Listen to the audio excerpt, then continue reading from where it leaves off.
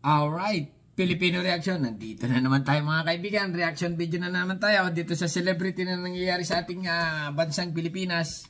Showbiz muna tayo. Eto na.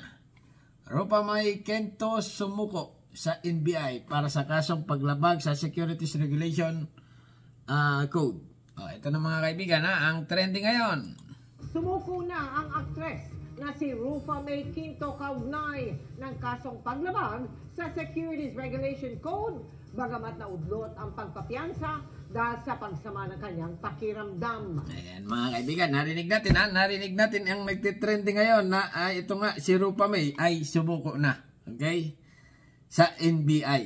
Galing itong Australia, umuwi ng Pilipinas para harapin ang patong-patong na kaso. Okay? Ulitin natin, take 2. Sumuko na ang aktres na si Rupa May Kento kaugnay ng kasong paglabag sa Securities Regulation Code, bagamat naudlot ang pagpapiyansa dahil sa pagsama ng kanyang pakiramdam. Ayan, nagkasakit na. Okay, explain natin. Kasi nga naman, itong si Rupa May, parang ano ito scam, ganun. Or, basta ganun nga. Okay? Ulitin natin. Medyo wala po. Okay. Take 3. Sumuko na ang aktres na si Rupa May Kento kaugnay. Nawala ko. Okay. Nawala. Kasi, ganun Okay. Continue. Ng kasong paglabag sa Securities Regulation Code, bagamat naudlot ang pagpapiyansa dahil sa pagsama ng kanyang pakiramdam. Pagdidiin ni Kento, biktima lang din siya ng kumpanyang nagbebenta at nag-aalok ng securities sa Pilipinas na walang pahintulot mula sa SEC. Nakatutok si... Ibig sabihin dyan, walang permit. Okay? Kasamahan yata ito ni Neri John Consulta, exclusive. Ayan mga kaibigan, real news ito. Baka sasabihin nyo, fake na naman ito. Mula sa GMA News. Ayan, si Rupa May, nakapula. Idol ko pa naman ito. Ito na yung nag-commercial ng Sendwave. Padala, pera padala. Kung gusto mong padala ng maraming pera papuntang Pilipinas, kung ka na sa abroad, mag-Sendwave na. Okay? Continue lang. Balik tayo lang dito kaya Rupa May Kento, sumuko na. Mag-aalas 6 ngayong umaga nang lumapag ang eroplanong sinakyan ng aktres si Rupa May Kento mula San Francisco sa Amerika. Kasama ang kanyang abogado, sumuko si Kento sa mga tauhan ng National Bureau of Investigation. Nang amin siyang unang makaharap, nagawa pa magbiro ng aktres. Hi! Welcome to me in the Philippines. Ibang klase ito.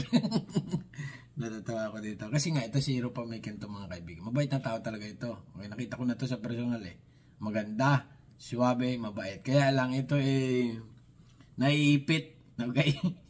Naiipit sa patong-patong na kaso. Okay? Nag-model ng sabon or nag-model ng beauty product. Ayun. Dapat bago ka mag-model ng beauty product or bago ka ginagamit ka ng mga businessman na yan Okay? Dapat pag-aaralan mo muna kung ano ba ito. Itong business na ito. Ito ba ay recruiting agency or ito ba ay bla bla bla. Alam na, ang dami ng mga kawatan sa social media ngayon, sa mga ganito, product, promo, nagagamit ng artista. Pero sabi dito ni Rupa May, wala daw siya kasalanan. Biktima lang din daw siya. Narinig naman natin. Ulitin natin Okay. Nakatutok si John Consulta. Nakatutok talaga. Exclusive. Mag-aalas 6 ngayong umaga nang lumapag ang eroplanong sinakyan ng aktres si Rupa May Kento. Ang ganda itong abogado ni Rupa May. Pang model na model din ang dating. Mula San Francisco sa Amerika. Kasama ang kanyang abogado, sumuko... Ay, San Francisco pala, hindi pala Australia. Akala ko Australia. Lasing na, alam na. Si Kento sa mga tauhan ng National Bureau of Investigation. Nang amin siyang unang makaharap, nagawa pa magbiro ng aktres. Hi! Welcome to me in the Philippines. Natatawa ako dito pero mag-Sendwave na. Okay? Yes, I surrender myself.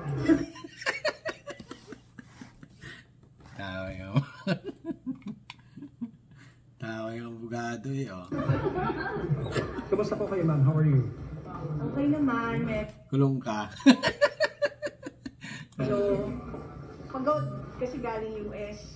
At to, Matatandaang nag-issue ng warrant of arrest ang Pasay RTC laban kay Rufa May sa kasong paglabag sa Securities Regulation Code. Kaugnay yan ng kanyang pagiging endorser ng kumpanyang Dermacare. Ayun na nga, Dermacare. Dermacare pala. Lintik na yan. Kung gusto mong gumandang babae or gumandang lalaki, mga kaibigan, gumamit ka ng filter sa TikTok. Sa mga social media, okay? Kung gusto mo ng natural, wag ka na gumamit ng filter. Pero kung gusto mong gumandang lalaki or gumandang babae, sabunin mo lang mukha yung tudo mo, okay? Yung mukha mo, sabunin mo ng tudo, magkukuskusin mo ng basahan. Araw-araw ganyan. Di ba? Tapos pag matanda ka na, babanatin mo yung mukha mo, ganyan-ganyan mo lagi. Para gumandang babae ka or gumandang lalaki ka. Okay? Sabihin nyo naman na, nakapilter ka naman na. Okay? Hindi Okay, continue na tayo mga kaibigan Yan lang advice ko. Kung gusto mong gumandang lalaki at babae, ay sabunin, kuskusin mo ng tuloy yung mukha mo na sabon. Basahan, gumamit kang basahan, hindi yung sabon lang, hindi yung mukha na ganyan, okay? Okay, balik tayo dito kay Rufa May. Continue. Angkot sa pagbebenta at pag-alok ng securities sa Pilipinas nang walang pahintulot mula sa SEC. Matapos dumaan kay NBI Director Jaime Santiago, pinroseso sa NBI ang mga papeles kaugnay sa kanyang pagsuko. Bago tumulak papuntang Pasay City, nagpaunlak ng panayam sa GMA Integrated News si Rufa May. biktima din po tayo, kaya Yan na nga okay? Sabi niya, biktima. Biktima ka nga. Kung biktima ka, lahat haharapin, go, go, go. Hindi Go. Okay? Kasi nga naman ikaw, Rufa May, hindi mo muna pinapag-aralan ang pinapasok mong endorser na yan. Dami pa naman nag-idol sa'yo na tao. Katulad ko, idol kita. Masakit din. Okay? Isipin na itong idol mo ay makukulong dahil sa kasong patong-patong. maganda kasi reputasyon nito na yung sinisira dito. Tama. Isirain talaga ang pangalan mo dito sa social media. Ay dapat nandiyan ka na, naiipit ka na. Lampasan mo yan. Kaya rin naharap ako para i-clear ko yung name ko. Sa totoo lang, dapat ang hanapin nila ay may-ari. Wala naman akong wait. Damay ka nga kasi nga ikaw endorser. Yan ang mahirap ngayon mga kaibigan sa mga product na nang i-scam. Ang endorser ang binabalikan. Okay? Ay syempre, ikaw nakikita sa TV, paganda ka ng paganda dyan Ito, ganito. Diba, itong product nito, ito. Bilhin nyo ito, itong product nito, nakakaputi ito ng ganito, ganyan. Mag-invest kayo ng maraming pera. Ayun, nangyari. Katulad kay Nere, Miranda, nang-invest na nga. Scam pala, sabihin, biktima rin. Kawawa naman ang na-scam na ibang tao kasi pinaghirapan nilang pera. Inimbest nila, inimbest. Paano? Imbis ng imbis. Ayun, ubos. Hanggang yung pinag-imbis, wala na. Pinaghirapan ng tao yan. Ang iba, nag-abroad pa mahabang panahon. Diba? Pumunta ng Amerika, pumunta ng Canada, pumunta ng Australia, pumunta ng Japan. Nagda-dancer pa doon sa Japan. Pumunta ng Taiwan. Nagtrabaho sa may electronics, ipon-ipon ng pera. Pagdating, nakakita ng artista. Endorser, ganito. Mag-imbis ka na ng ganito kalaking pera, ganyan, ganito. Itong product nito, sigurado magbo-boom ito. Okay, sige. Imbis ng imbis. Yung pinag-ipunan mo lahat. Pinag-ipunan mo lang ng mahabang panahon. Galing kang abroad. Kumita ka sa iyong mga negosyo, inimbis mo na. Para lang lumago. Nung tumagal, nawala na. Nako. Nawala na yung may-ari. Ay, siyempre, sinong yung kukunin? Siyempre, ito. Okay, continue. Nalaman sa kanila, hindi ko naman sila na-meet o nakilala. In fact, ako din, hindi rin ako nabayaran. Hindi ka bayaran. Ikaw nga ay nag-promote. Kaya nga nainganyo mga tao na sumama dyan sa mga investor kasi nga promote mo. Ayan. Ginamit ka lang, nagpagamit kayo. Ngayon, sabi mo, gamitan. Ay, hindi reason yan. Okay? Kahit tanong mo pa yan sa NBI. Dagdag ng aktres, biktima rin ito ng dermacare. Ang ganda nito ni attorney. Parang pag ako nagkakaso, gusto kong kunin tong attorney. Ito. Sa ngayon, wala. Di ba? Malay mo, pagdating ng panahon, may kaso ka. May kaso ka. May kaso yung nanonood sa akin. Di ba? Itong kunin nyo maganda. Kasi nga, pag maganda, mga kaibigan, palagay ang loob mo na nasa ligtas ka. Di ba? Alam mo mga lalaki yan. Okay, continue lang.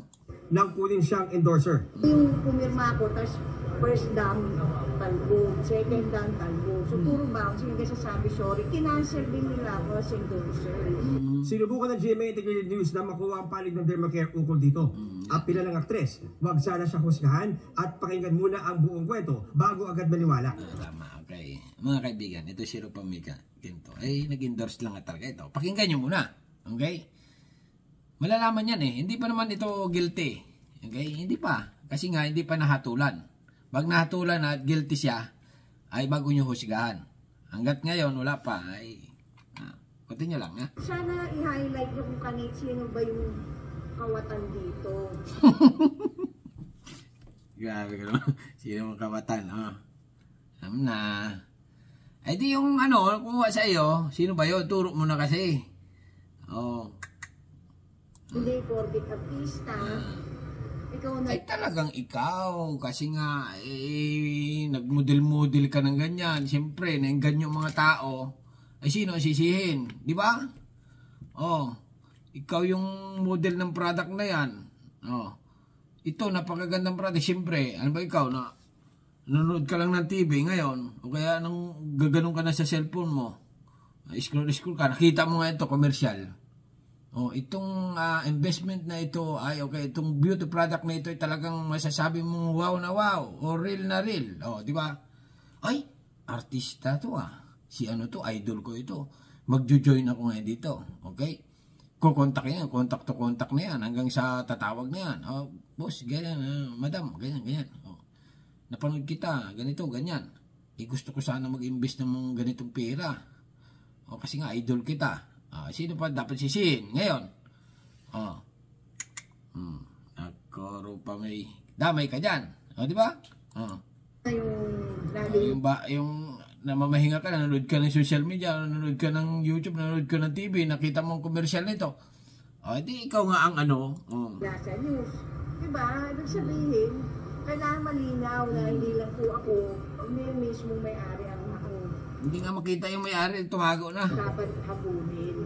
Kanina, nagtungo na ang grupo ni Rufa May sa Pasay Hall of Justice upang maghain ng piyansa. Sabihin dito ng NBI, ang dahil mong paliwanag. We were posting bail kanina, maghapon.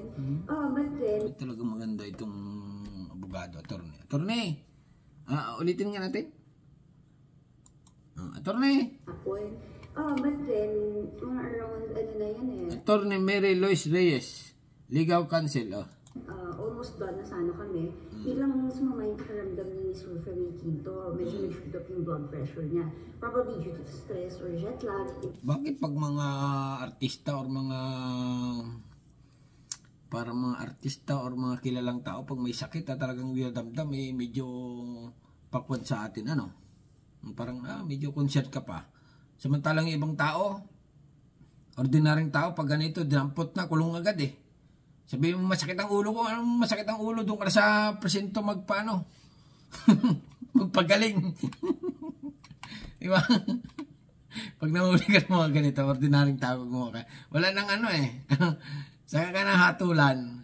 Siyempre, kulong ka muna. Kaya lang dito kulong muna. Kasi nga, kilala. Okay? Alam mo yung ordinaryong tao sa ating bansang Pilipinas. Okay? Aristuin ka na agad ng ibang dala ka muna sa kulungan at doon ka magpalamig. Pag nandun ka muna sa kulungan, saka ka hihiringin doon. Pero pag nakalabas ka, yung iba. Alam mo yan, ganyan talaga ang ating batas. Okay? Realidad nangyayari. Pasensyaan yan talaga ang katotohanan, di ba? Pagod. But I think it's stress. We will continue the bail process tomorrow. Hindi may stress yan. First thing in the morning. Dawit din sa kaso ng Dermacare ang artista at businesswoman na si Neri Naig Miranda. Ayan na nga, sabi ko, kasama rin ito. Isa pa rin ito. Diyos ko. Naig Miranda. Daming dinugas sa pira ito. Kawawa rin nga naman mga tao. Sabi nito, wala rin siyang kasalanan. Oh, di ba? Maraming nag-idol dito. Oh, si ano, ang asawa niya. Oh, maraming nag-idol dito. Oh. Ay, ganun ginawa niya kasi nga pera mga kaibigan. Milyunan ang ano dito, ang involved. Hindi naman barya-barya lang. Kung 1,000, 2,000, walang problema. Kaso milyon pinaghirapan mo nga Di ba? Bininta mo yung kalabaw mo. Bago nag-imbes ka dito. Buti pa sinabi mo siguro. Buti pa yung kalabaw ko kinatay ko na, nakahigo pa ako na sabaw. Oh, di ba? Natikman ko pa. Masarap pala yung kalabaw ko. Oh, bininta ko yung kalabaw ko bago inimbis dito. Ubos, walang nangyari. Tali ang tira. Ayan pang gagawin, tatawa ka na lang, ganon. Siyempre, tatawa naman na ng problema mo. Pakamot ka sa ulo, ganon. Na-scam ka Oh, wala ka kasing umiyak ka ng umiyak. Oh. Pero payo lang mga kaibigan. Pag may problema ka, huwag kang umiyak ng todo. Okay? Tawanan mo rin ba minsan-minsan. Ganyan talagang buhay. Kasi pag umiyak ka ng umiyak, baka mamaya magbikti ka na. Oh, tawanan mo para alis din yan. Oh. Pero continue na tayo mga kaibigan. Wala continue. Asawa ni parokya ni Edgar frontman Chito Miranda. Matatanda ang dinakip pero pinalaya rin si Neri matapos kansilahin ng korte ang arrest warrant laban sa kanya. Hindi raw kasi na ipagbigay alam kay Neri ang tungkol sa preliminary investigation ng Office of the City Prosecutor ng Pasay. Para sa GMA Integrated News, John Consulta, nakatutok 24 oras. Pag may pira talaga, ibang klase, makakalaya. Alam na, si Rupa may makukulong ba yan? Sa tingin ko, malabo na malinaw. Kasi nga, yung mga kaso-kaso mga yan, pag basta celebrity, may mga magaling na abogado, milyon.